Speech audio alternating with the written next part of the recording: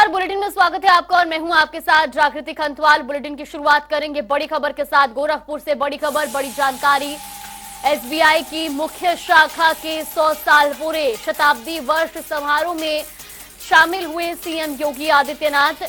मुख्यमंत्री योगी आदित्यनाथ का बयान, बैंक की शानदार यात्रा के लिए सीएम योगी आदित्यनाथ ने उन्हें बधाई दी और साथ ही साथ गोरखपुर में अपना काम कर रहा एसबीआई 2014 के बाद बैंकिंग में आई तेजी, ये भी सीएम ने अपने बयान में कहा। ये बड़ी खबर, बड़ी जानकारी आपको बता रही। जहां एसबीआई की मुख्य शाखा के 100 साल पूरे होने पर शताब्दी वर्ष समारोह में सीएम योगी आदित्यनाथ शामिल हुए। ये तस्वीरें भी आपको दिखा रहे हैं गोरखपुर की। इस दौरान सीएम ने अपने बयान में कहा कि बैंक की शानदार यात्रा के लिए सभी को बधाई। गोरखपुर में एसबीआई अपना काम कर रहा है और 2014 के बाद बैंकिंग में तेजी आई है।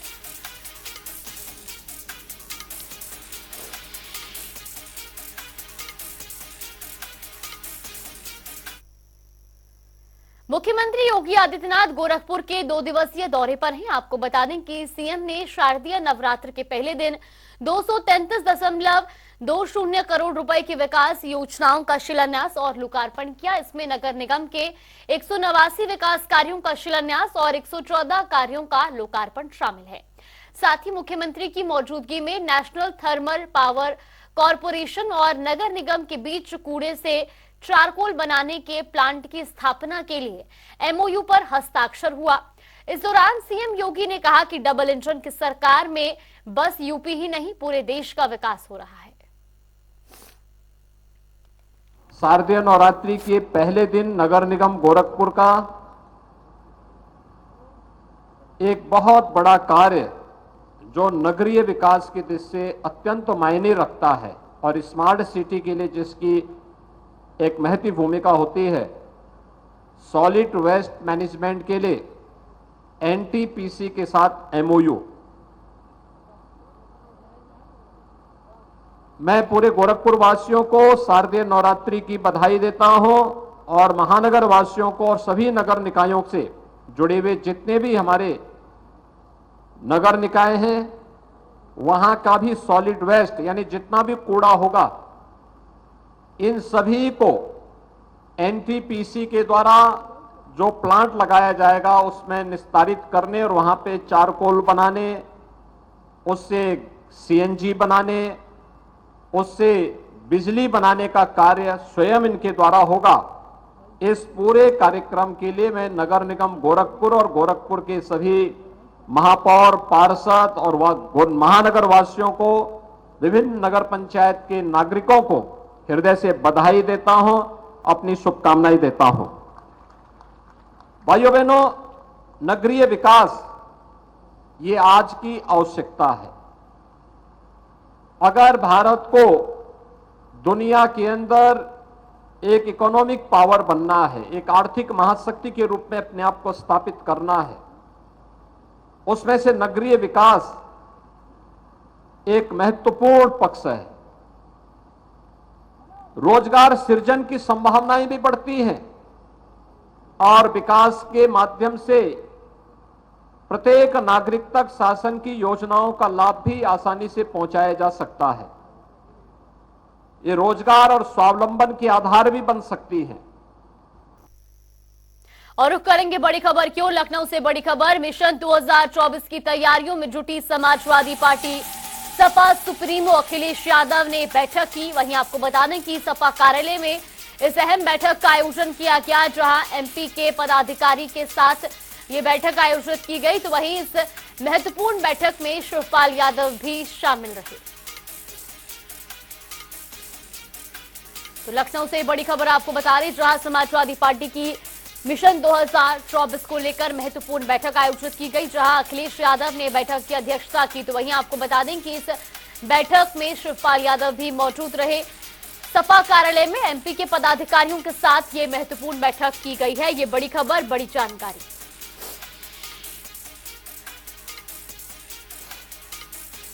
मिशन 2024 चुनाव की तैयारियों में जुटी समाजवादी पार्टी और इसी को लेकर लगातार सपा अब बैठकों का दौर भी समाजवादी पार्टी की तरफ से जारी है। एक तरफ जहां लगातार कार्यकर्ताओं के साथ 2024 चुनाव को लेकर बैठक की जा रही है। तो वहीं आज अखिलेश यादव ने एमपी के प्रभारी के साथ भी सपा कार्यालय में बैठक की। आपको बता दें कि इस बैठक में शिवपाल यादव भी मौजूद रहे। सपा कार्यालय में यह अहम बैठक आयोजित की गई।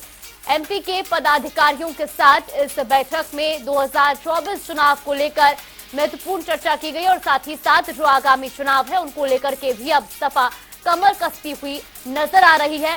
सपा सुप्रीमो अखिलेश यादव ने ये महत्वपूर्ण बैठक की अध्यक्षता की, जहां पर कई अहम मुद्दों को लेकर बातचीत की गई।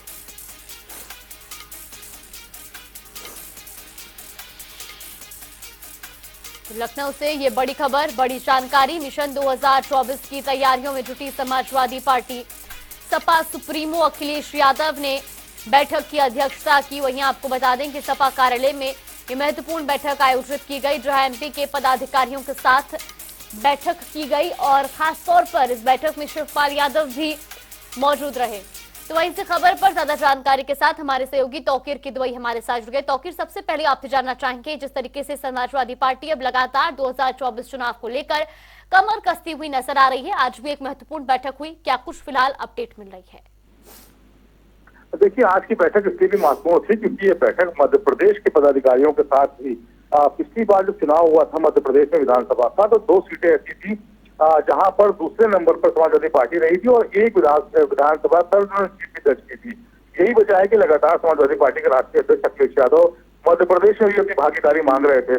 फिलहाल इंडिया गठबंधन जो तैयार हुआ है उसमें उन्होंने मध्य प्रदेश में भी अपनी भागीदारी मांगी है और उसी वजह से माना जा रहा है कि करीब 3 सीटें ऐसी हैं जहां पर मध्य प्रदेश में उन्हें जगह मिल सकती है।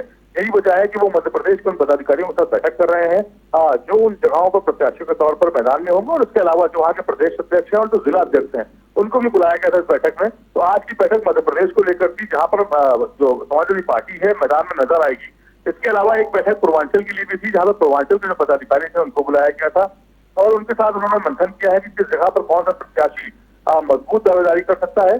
और इसके अलावा उन्होंने गठबंधन से भी उन प्रत्याशियों के नाम मांगे हैं जो गठबंधन के प्रत्याशी के तौर पर मैदान में होंगे, यानी कि उसका पूरा एक खाका तैयार होगा कि कांग्रेस का जो प्रत्याशी है वो वहां पर मजबूत स्थिति में है या फिर समाजवादी पार्टी का जो मजबूत कैंडिडेट मजबूत है।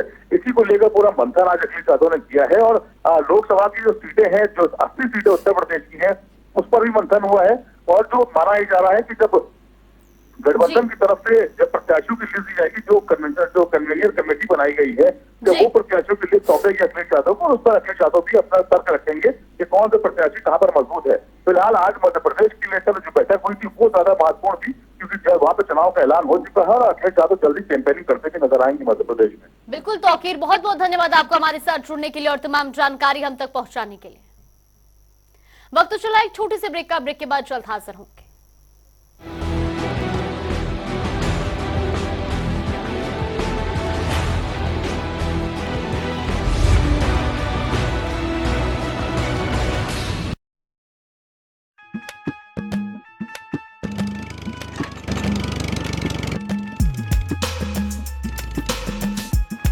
बड़ा धाकड़ है अपना विजेंद्र तो। अरे ताऊ, फसल के पूरे दाम सीधे खाते में आते हैं इसके। फसल बीमा के लिए दफ्तरों के चक्कर नहीं लगाता ये। इसे कुछ भी परेशानी होती है तो झट से ऑनलाइन जाता है और इसका काम हो जाता है। अरे विजेंद्र, ऐसी कौन सी धाकड़ पहचान है तेरी जो तेरा हर काम जल्दी जल्दी हो जाता है? अपने वाले धाकड़ से मतलब? अरे ताऊ, अपने मोदी जी और मनोहर लाल जी जो हम किसानों के पीछे मजबूती से खड़े, हम पे कोई भी मुसीबत आए उससे पहले ही उससे लड़े, तो हुए ना वो धाकड़। ये बात तो तूने सही कही बेटा। अब बीज से बाजार तक किसानों के साथ खड़ी है सरकार। फसल खरीद का 76,000 करोड़ का भुगतान सीधे किसानों के खातों में पहुंचाया, 7,000 करोड़ के बीमा क्लेम को सेटल करवाया और मेरी फसल मेरा ब्यौरा पोर्टल से किसानों को 72 घंटे के अंदर उनकी पैदावार का भुगतान कराया। जो ठाना वो कर दिखाया।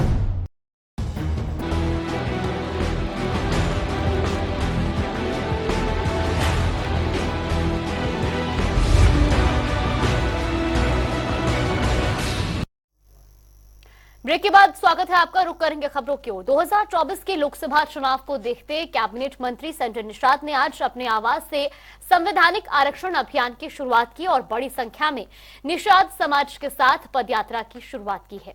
ये पदयात्रा अपने आवास से संत कबीर नगर तक चलेगी, जिसमें बड़ी संख्या में निषाद समाज के लोग और तमाम कार्यकर्ता मौजूद रहे। इस दौरान संजय निषाद ने कहा कि हम 2024 के लोकसभा चुनाव में एनडीए को एक एक वोट निषाद समाज का भाजपा के लिए इकट्ठा करेंगे और उनकी जीत 2024 के लोकसभा चुनाव में सुनिश्चित करेंगे।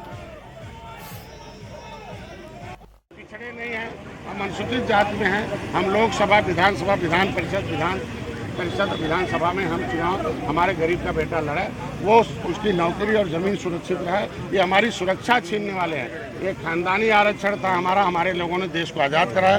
देश को आज़ाद कराने में उजड़े हुए लोग हैं। ये हमारे लोगों ने गरीबी, हमारे लोग अंग्रेजों को मारकर भगाया, संविधान बनवाया। तो संविधान में मझवार, गाँव, तिरैया, खरवाल, बिरड़ा, खरोट, कोली 7 नामों से है। इन बेईमानों ने हमारे नाम को पिछड़ी में डालकर हमारा हिस्सा छीना है और हिस्सा छीनने वालों का पर्दाफाश करना, धोखेबाजों को। और पहली बार है कि मोदी जी और योगी जी ने हमारी बात को सुना और एक पत्र लिखकर आरजीआई से मांग की कि दिशा निर्देश दिया जाए, मार्गदर्शन किया जाए कि केवट मल्लाह कहाँ है। यह है पहली बार आरजीआई ने 70 साल में लिखा कि 1961 में हमने गिनती की, केवट मल्लाह मझवार थे। जब हम अनुसूचित जात की सूची में पहले से गिनती किए गए तो हमारे नाम को पिछड़ी में डालना गलत है। अगर रामचरित्र निषाद मछली शहर से लोकसभा की सीट को लड़कर जीत सकते हैं और वहां से वो सांसद बन सकते हैं, तो गरीब का बेटा भी हमारा जो आरक्षण है, संवैधानिक आरक्षण उसे दिया जाए। लोकसभा, विधानसभा, विधान परिषद का आरक्षण देकर हमारे गरीब निषादों को विधानसभा, विधान परिषद में पहुंचाया जाए। उत्तर प्रदेश सरकार के राज्य मंत्री दानिश आजाद अंसारी संत कबीर नगर पहुंचे, जहां कौमी चौपाल में उन्होंने सपा, बसपा, कांग्रेस पर जमकर हमला बोला। दानिश आजाद अंसारी ने कहा कि पूरे उत्तर प्रदेश के हर कस्बे, हर गांव तक पहुंचने का क्या मकसद है? मकसद साफ है कि कौम की तकदीर और तस्वीर बदलने का वक्त आ गया है। उन्होंने कहा कि जिन पार्टियों को हम अपना वोट देते आए हैं, जो पार्टियां चुनाव में आती हैं और हमारे बीच आके हमें बहला फुसलाकर हमारा वोट ले जाती हैं, उन पार्टियों ने हमारे लिए क्या किया? ये सपा है, बसपा है, कांग्रेस है, जिस पर हम मुसलमानों ने एतबार कर लिया और उस पार्टी ने केवल और केवल हम मुसलमानों के पीठ में छुरा घोंपने का काम किया। उत्तर प्रदेश के हर कस्बे, हर गांव तक पहुंचने का क्या मकसद है? मकसद साफ है कि अब कौम की तकदीर और तस्वीर, इसको बदलने का वक्त आ गया है। दोस्तों, जिन पार्टियों को हम अपना वोट दे देते हैं, जो पार्टियां चुनाव में आती हैं और हमारे बीच में आके हमें पहला फुसला के हमारा वोट ले जाती है, उन पार्टियों ने कभी हमारे लिए क्या किया? ये सपा है, बसपा है, कांग्रेस है, जिस पे हम मुसलमानों ने एतबार किया, उस पार्टी ने केवल और केवल हम मुसलमानों के पीठ पे छुरा भोंकने का काम किया। अश्विन शुक्ल पक्ष के शारदीय नवरात्र आज से शुरू हो चुके हैं। माता रानी के जयकारों से मंदिर गूंज रही हैं। नवरात्रि के 9 दिनों में मां दुर्गा के 9 स्वरूपों की पूजा की जाएगी। आज शुभ मुहूर्त में कलश स्थापना कर दुर्गा मां का आवाहन किया गया और बेहद श्रद्धा भाव से पूरे 9 दिनों तक उनके 9 अलग अलग स्वरूपों की पूजा की जाएगी। शारदीय नवरात्रि का पहला दिन मां शैलपुत्री को समर्पित है और इस दिन मां शैलपुत्री की विधि विधान से पूजा करने से माता का विशेष आशीर्वाद मिलता है और हर मनोकामना पूर्ण होती है। ये तस्वीरें भी आपको दिखा रहे हैं वाराणसी, मिर्जापुर, प्रयागराज, फर्रुखाबाद, इटावा, देवरिया, बिजनौर और अमेठी की, जहां आज नवरात्र के पहले दिन भक्तों में खासा उत्साह देखने को मिला। लखनऊ में प्रथम नवरात्र का आज पहला दिन है, जहां पर आप देख सकते सुबह से करीबन 6 बजे से हजारों की संख्या में यहाँ पे लोग दर्शन करने के लिए आए हैं। इस समय मौजूद है चंडिका देवी मंदिर में, जो कि संख्या में आप देखते हैं हमारे सामने लंबी लंबी कतारें लगी और हजारों की संख्या में लोग दर्शन करने के लिए। अगर पुलिस प्रशासन की बात करी जाए तो पुलिस प्रशासन चौकन्ना है। मंदिर परिसर में लगातार सुबह से पुलिस प्रशासन जो है मौजूद है और हमारे मंदिर के कुछ पंडित जी इन सब जाने के जो मंदिर का मतलब चंडिका देवी दर्शन करते आते हैं लोग, कहाँ से आते हैं। बाबा जी स्वागत है। हाँ, मेरा नाम रामाश्री वाजपेयी है। चंडिका देवी मंदिर चंदन कुंड का निवासी हूँ और ग्राम सभा कठवारा है। माता जी के दरबार में लाखों लोग दर्शनार्थी आते हैं। भक्तों की मनोकामना माता जी पूर्ण करती हैं और माता जी के दरबार में जो भक्त आता है अपनी मनोकामना लेकर के तो माता जी उसकी अवश्य पूर्ण करती हैं। इसलिए माता जी के दरबार में भक्तों से भक्त कभी खाली नहीं होता है। माता जी की महान कृपा होती है। बड़ी मामला की मेला भी लगता है यहाँ पे, काफी दूर प्रदेश के जिले से लोग दर्शन करने के लिए उनके दर्शन करते हैं, उनकी मनोकामना पूर्ण करती है। देखिए, माता जी के दरबार में जो मेला लगता है वो हर अमावस्या को लगता है। एक दिन पहले चतुर्दशी से जुटना शुरू होता है। रात्रि में माता जी की बहुत बड़ी आरती होती है। 108 की जो बड़ी आरती होती है माता जी के दरबार में होती है। सुबह छोटी होती है, 7 बजे सुबह होती है और शाम को दोनों टाइम आरती माता जी के दरबार में होती है।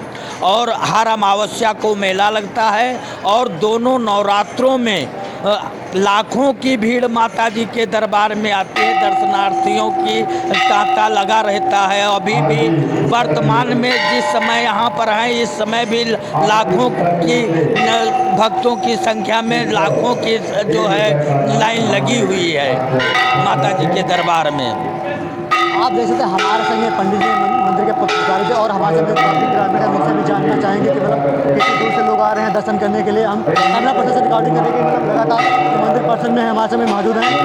अब हम कुछ ग्रामीणों से बात करना चाहेंगे, देखते हैं बात करेंगे। कहाँ से आए आप लोग दर्शन करने के लिए? आप लोग माता जी के दर्शन भव्य मंदिर में दर्शन करने के लिए क्या इच्छा मामला पूर्ण करने के लिए माता से आए? आप देखिए हमारे साथ जो लेडी है हालांकि साफ तौर से बयान नहीं कर पाती हैं, लेकिन और हम मंदिर पर जानेंगे कि हमारे संग ग्रामीण भैया। हेलो हेलो, क्या नाम भैया? विकास। अच्छा, आप कहाँ से दर्शन करने के लिए आए? सर लखनऊ से। हमारे से लखनऊ चारबाग से। चारबाग से माता जी के दर्शन करने आते हैं जी। आप देख सकते हैं लगातार श्रद्धालु दर्शन करने के लिए आते हैं। ऐसे में लगातार माता जी श्रद्धालु की मतलब लगातार मनोकामना पूर्ण करते रहते हैं। कैमरा पर्सन रियाज के साथ राज जनता टीवी लखनऊ। वाराणसी एयरपोर्ट पर अब काशी की सभ्यता और संस्कृति की झलक देखने को मिलेगी। यहाँ प्राचीनता और आधुनिकता दोनों का संगम होगा। प्रवेश द्वार से घुसते ही लगेगा जैसे एयरपोर्ट पर नहीं गंगा घाट पर पहुंच गए हैं। नाव के डिजाइन पर वैदिक मंत्र लिखे होंगे।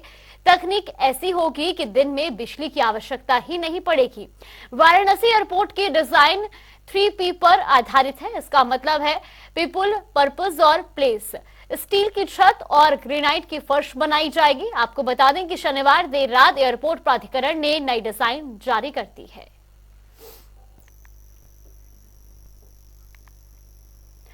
वक्त तो चला एक छोटे से ब्रेक का। ब्रेक के बाद फौरन हाजिर होंगे।